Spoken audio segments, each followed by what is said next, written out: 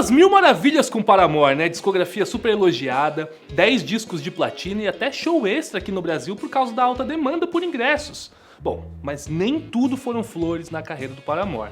No meio desse caminho todo muito bem sucedido, o Paramore já sofreu um processo judicial, perdeu vários membros e em determinado momento chegou a ter só uma pessoa na banda. E não era a Hayley. Nesse retrato eu te conto como uma banda de adolescentes surgida numa cidadezinha de 80 mil habitantes conseguiu construir uma das discografias mais consistentes do rock e se tornou uma das maiores bandas do século XXI, ainda que cheia de conflitos nos bastidores.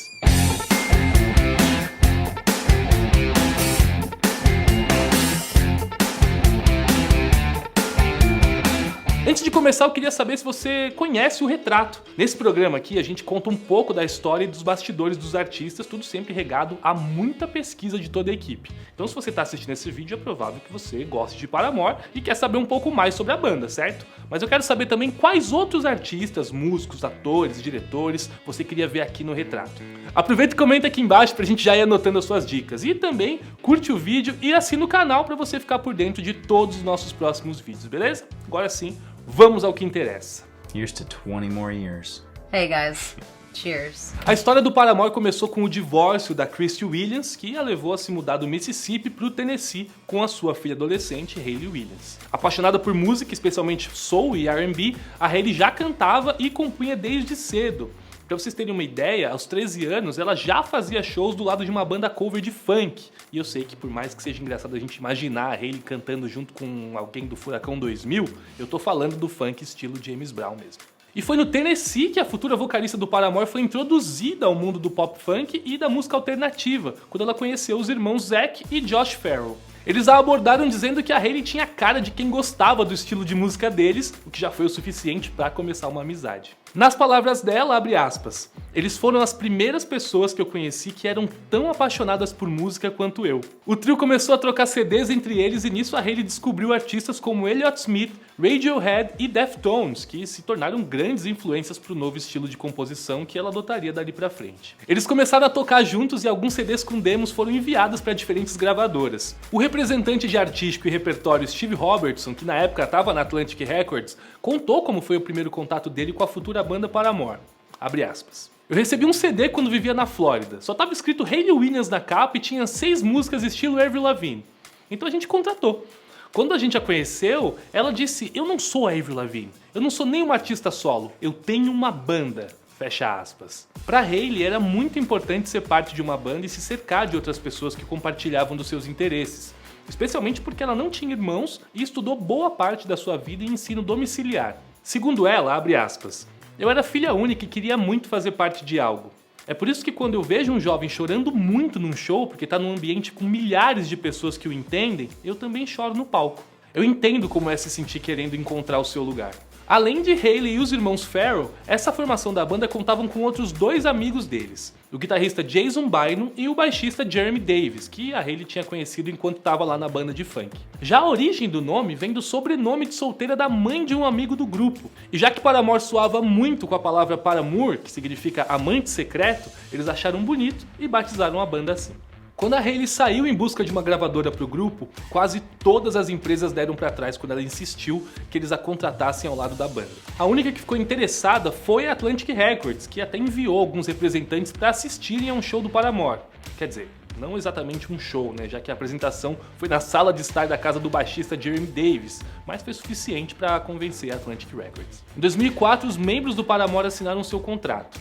O mais velho, Jeremy, tinha só 19 anos, enquanto o mais novo, Zac, tinha só 14. Bom, mas tinha um porém.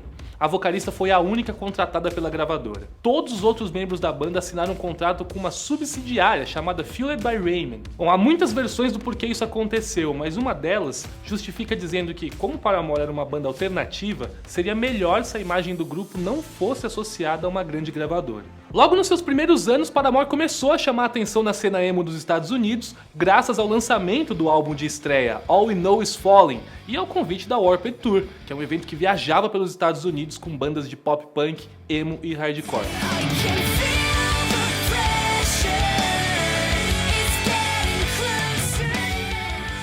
A Hayley disse que essa época foi uma escola para a banda e foi quando ela aprendeu a interagir com o público dos shows.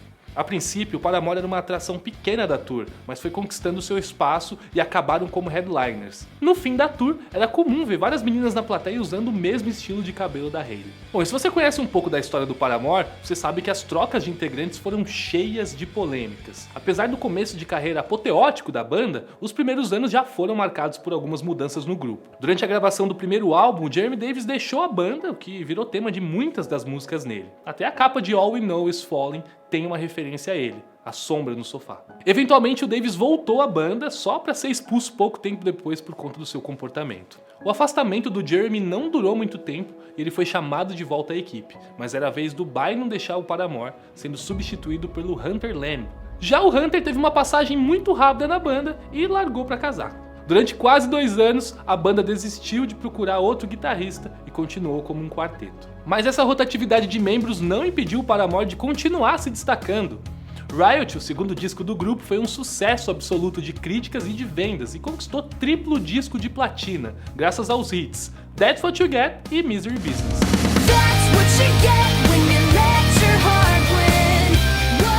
A história não foi muito diferente no lançamento seguinte, em 2009.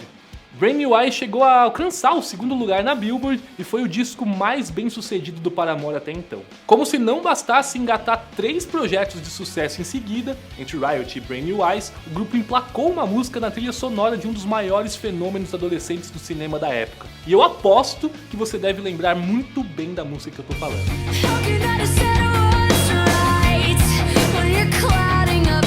O Paramore já era uma das maiores bandas em atividade e a Hayley, em especial, se tornou uma estrela. Ela era mais requisitada nas entrevistas, ela aparecia em todas as capas de revista e participava de outros projetos, como o hit Airplanes do B.O.B. A Hayley deixou claro que o seu objetivo não era seguir uma carreira solo. Nas palavras dela, não sei se eu conseguiria encarar uma multidão de milhares de pessoas sem poder olhar para o lado e ver que eu tô cercado de pessoas que me conhecem de verdade. Bom, mas nem todas essas pessoas ao lado da Hayley estavam satisfeitas com o protagonismo que ela vinha recebendo, especialmente o Josh. Já tinha uma tensão entre os dois por terem namorado durante um breve período. Segundo a cantora, a relação nem parecia um namoro de verdade, já que eles eram muito novos, mas além disso, o Josh também reclamava constantemente com o tratamento que a mídia dava. O Paramore era a banda da Hayley. Com essa soma de atritos, era inevitável que o grupo passasse por mais uma separação, e ela aconteceu em 2010, quando os irmãos Farrell anunciaram a sua saída. Os membros restantes soltaram uma nota dizendo que não estavam surpresos, porque parecia que eles já não queriam estar lá na banda fazia bastante tempo. Em seguida foi a vez do Josh Farrell soltar um comunicado. Bom, segundo ele, o Paramore era um produto manufaturado de uma grande gravadora, o pai da Hayley, o estúdio e o agente da banda tratavam todos os membros como menos importantes do que a vocalista, e ele não estava feliz com só ela ter um contrato com a Atlantic Records. Ele relatou uma situação específica em que ficou frustrado com a situação da banda. Abre aspas. O agente da Hayley pediu para nós estarmos no lobby do hotel em um determinado horário, mas ela só apareceu horas depois. Nós descobrimos que ela fez reuniões com executivos de gravadoras sem nós. O que é muito estranho, né? Já que ela não é uma artista solo, nós éramos uma banda. Apesar desse baque, os membros restantes confirmaram que o Paramore ia continuar com a Hayley, Jeremy, Davis e Taylor York, guitarrista que teve uma banda com a Hayley na adolescência e se juntou ao Paramore em 2009. A banda lançou um álbum homônimo em 2013 e garantiu mais um sucesso. Still Into You, Ain't It Fun e o restante da tracklist trouxeram uma renovação do som do Paramore, que agora contavam com elementos de new wave e do funk rock, que fizeram parte da adolescência da Hayley e também do Jeremy.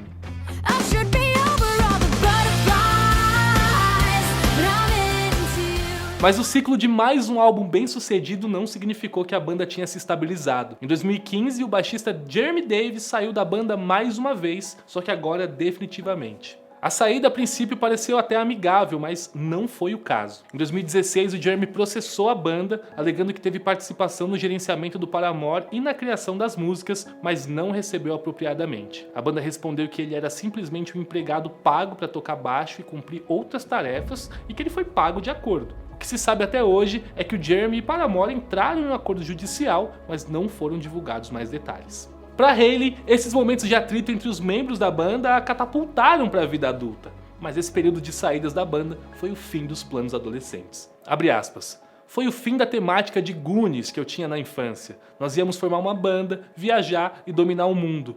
Eu olho para trás agora e me pergunto se eu teria amadurecido se tivesse seguido esse sonho. Não sei se eu pareço mais velha, mas eu me sinto mais velha. Bom, e se você achava que os problemas tinham acabado por aí, saiba que a própria Hayley deixou a banda, ainda em 2015, sem fazer nenhum anúncio público. Ela disse que estava cansada do aspecto comercial do trabalho e passou alguns anos lidando com a depressão.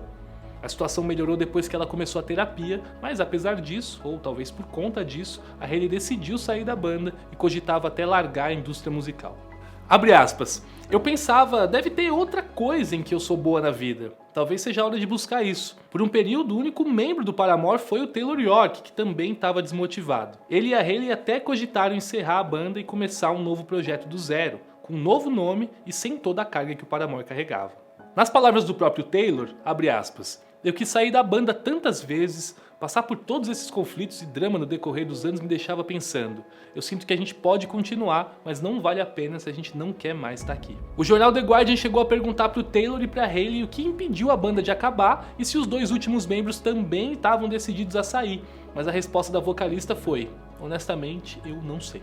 O motivo talvez tenha sido a insistência do Taylor, que continuou compondo as músicas ao lado do produtor Justin Meldal-Johnson, mesmo depois da saída da Hayley. Insistência essa que acabou mantendo a vocalista na banda, né, já que ela topou colaborar com essas novas músicas. Ou talvez o motivo tenha sido o retorno do Zac Farrell pro Paramore no começo de 2016, que foi um momento bastante emocionante pro grupo. E o baterista chegou a dizer que não sentia como se estivesse retornando para uma banda, e sim ter sido acolhido de novo na sua família. Para Hayley e para o Taylor, esse também foi um retorno marcante. A vocalista lembra de ter lido uma vez sobre a relação do Tolkien com o C.S. Lewis, sobre como quando uma pessoa do grupo de amigos dele morria, eles diziam que uma parte de cada um deles também morreu, que era a parte da personalidade deles que só aquela pessoa trazia à tona. Ela diz que a saída do Zac foi dolorosa porque perdeu uma parte de si mesma nesse processo. Como o baterista ficou quieto enquanto rolava toda a treta entre o seu irmão e a banda, ele sentiu que precisava se justificar em relação ao que aconteceu. O Zac afirmou que não concordava com o que foi dito pelo Josh, abre aspas. Eu sou uma pessoa muito leal à minha família e os amo até a morte. Eu fiquei do lado do Josh em algumas coisas que eu não tinha uma opinião tão forte quanto a dele. Algumas pessoas podem dizer que eu vivi à sombra dele e na época que ele deu a sua declaração eu tava percebendo isso. O jeito que a gente abordou a saída da banda foi muito diferente. O primeiro disco do trio foi After Laughter, o resultado de todas aquelas faixas que o Taylor começou a fazer na ausência da Hayley. O álbum de 2017 foi um passo a mais naquela reinvenção que a banda começou no disco anterior e reiterou o interesse da banda de assimilar elementos de new wave ao seu pop punk. After Laughter provou que Paramore não tinha se deixado abalar com todo o caos e continuava mais relevante do que nunca. Just let me cry a little bit longer. Depois de 5 anos bastante conturbados, cheios de momentos onde o Paramore quase acabou, os membros da banda finalmente parecem contentes com o grupo e vêm lidando com polêmicas de uma forma bem diferente. O último grande conflito envolvendo a banda foi quando eles trouxeram de volta a música Misery Business, que tinha sido aposentada dos shows em 2018 por ter uma letra antifeminista, segundo a própria Hayley. O motivo é a letra da música que não envelheceu muito bem. Ainda em 2015, a Hayley já tinha classificado a música como antifeminista, já que a temática da letra era uma garota xingando a outra por conta de um cara. Ela disse que não se identificava mais com essas letras há um bom tempo, já que foi escrita quando ela ainda era adolescente. Quem deu um empurrãozinho pra Misery Business voltar aos palcos foi a Billie Eilish, que fez um cover da música no Coachella e convidou a Hayley pra cantar junto. A vocalista do Paramore até tentou convencer a Billie de cantar outra coisa, mas no fim das contas, a Hayley topou, justificando que agora que se sente melhor em relação à banda, não quer ficar definida por uma música.